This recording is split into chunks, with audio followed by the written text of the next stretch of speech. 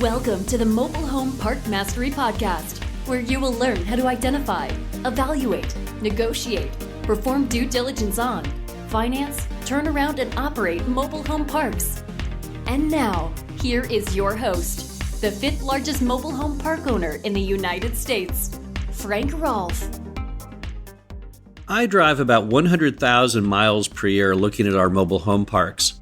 While I'm driving, I frequently turn on the news. And all I hear on the news over and over again is this big focus on things that are green. The Green New Deal, things that are greener, green forms of energy. And I'd like to let everyone know there's nothing greener than mobile home parks.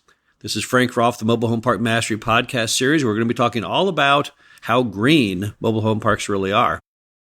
First item is the homes are very small. Now, typically, a mobile home in a mobile home park is at or under about 1,000 square feet. But at the same time, the average size of a stick-built home in America right now is 2,687 square feet. So that means that most mobile homes are about two-thirds smaller than a stick-built home. Now, tell me which is greener. Obviously, the mobile home. When you have a smaller footprint, less energy required to heat it, to cool it, to power it. At the same time, less money, less activity is required to pay for it. So just based on size alone, mobile homes are definitely the greenest thing there is out there in the world of housing.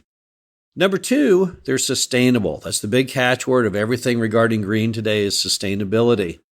Mobile homes and mobile home parks are in fact the only form of non-subsidized affordable housing in the U.S. And what does that mean? It means they don't require subsidies to exist. Apartments are not sustainable when it comes to affordable housing. All those apartments on Section 8, those are situations where the American taxpayer is paying up to 80% of the rent for the resident of the apartment. And when you have a subsidy situation, that's not truly sustainable. If you shut off the subsidies, they couldn't exist. If you watched on C-SPAN a couple years ago, Congress debated the affordable housing crisis in America. And it was very apparent if you watched that apartments simply aren't the answer. Nothing that has to be supported with subsidies is, in fact, an answer. It's just more part of the problem. When you build more apartments that require subsidies, you're just creating a greater economic burden, and that can't go on forever. Mobile home lot rents in the U.S. average about $280 per month, which is infinitely affordable. And about 80% or more of all mobile homes are owned free and clear. And that's why it's the sustainable type of housing. Also, let's talk about how little mobile homes use in utilities. Again, because there's a small footprint, there is not much required in the ways of water and sewer and electricity. Many mobile home park residents spend collectively between water and sewer and electricity less than $100 a month. Compare that to that 2,687 square foot detached single family dwelling. It's running about 3 to 4 times that amount. So clearly, if we're all in agreement that conservation of utilities is a good thing, then mobile homes are definitely about the best you'll ever find on using the smallest amount of utilities. And speaking of conservation, let's not forget that mobile home park owners are very much into conservation today. Most everyone in a mobile home park pays their own way, thanks to a lot of the park owners installing sub-meters in recent years using that European company called Metron, which allows the meters to be read every 20 minutes and therefore to always be scientifically accurate. Now, when you bill back water sewer to residents, what you find right off the mark is that the use typically declines by roughly a third. So the simple fact that mobile home parks have sub-meters in place means that a lot of our residents are using about a third less utilities than they would otherwise, than they would if they were in a housing type which does not have that level of personal control. So when it comes to conservation, again, mobile homes and mobile home parks ride at the top of the list. Now this next one is kind of interesting. Many residents in mobile home parks do not own cars. If you look at a lot of those mobile home parks in very urban settings, and they're all over America, and you drive in those mobile home parks, you'll see very, very few cars. Why? What do? Well, they ride public transit.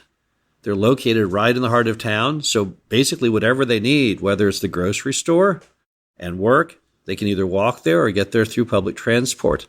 They could even ride a bicycle, but they just don't have a lot of cars. Now, it's also true in a lot of mobile home parks, you have a lot of residents who are seniors. And once again, they don't use a lot of cars. You could have a household with 2 people with only 1 car. That's like America of the past. Decades ago, that's how Americans were. They had only 1 car per household. But today, we all know most American households have at least 2 or 3. Some have more than that. If you look at our mobile home park down in Florida, in fact, people don't even use cars. They're typically using electric golf carts. You can't really get much more green than that. The bottom line is that mobile homes simply never wear out. So if you want to say that mobile homes are a temporary form of housing, and therefore they can't be very green, they don't last that long, you're completely wrong, because to say that means to say that all housing, all stick-built homes also wear out. And I think we would all agree that that premise is a little wrong. Finally, mobile home parks are greener than any other form of housing because we have a huge support network. That's what makes mobile home parks so unique, is that you've got a sense of community like no other. You know, my partner Dave lived in many of the parks in the early years. He would buy a mobile home park to turn it around. He would move into the mobile home park while he turned it around. Then he would move on to the next. He lived in a park in Hondo down in Texas at one time, many years ago, 20 years ago. And he told me what was interesting about Hondo was it had such an advanced support network. It kind of predated a lot of the things that we take for granted today. Before there was Meals on Wheels, if you lived in Hondo and you were elderly and you could not get to the grocery store or the restaurant, other people would bring you the food for free.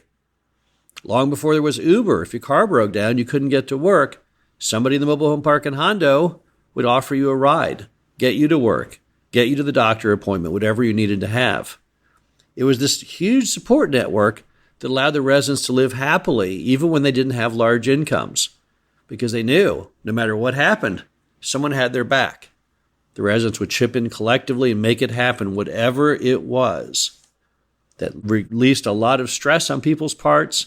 It made a lot of people who were living kind of marginally, financially. Maybe they had a period where they lost their job, might have been a death, a divorce. It meant when these kind of bumps in the roads came, they weren't wiped out. And again, I think there's nothing greener out there than people who can sustainably support each other. You know, if you really look at a lot of the green movement and this entire concept of conservation, a lot of it is about trying to share resources. And you'll never see people share resources more than in any old American mobile home park. It's just simply a part of the culture. You've seen those T-shirts where it says, "Mess with me, you mess with the whole trailer park." I know it's kind of not good humor, but it is in many ways true. A lot of residents take their sense of community to heart and will do whatever it takes to help each other. And as a result, you cannot have a more sustainable lifestyle than that. So for the simple fact that mobile homes are typically small, they don't use a lot in utilities, they're extremely sustainable, the only form of non-subsidized housing that actually works in the affordable housing sector, that they have a huge support network that allows their lives to be sustainable when bumps in the roads may occur. The conservation is promoted by the owners, and the very fact that many people have a very low carbon footprint because they don't even own an automobile. It's really hard to find something greener than a mobile home park. This is Frank Rolfe, the Mobile Home Park Mastery podcast series. Hope you enjoyed this, and we'll be back again soon. Thank you for listening to the Mobile Home Park Mastery podcast. Be sure to visit us at mhpmastery.com to subscribe to the show, read our show transcriptions, and access all of our great information on mobile home park investing.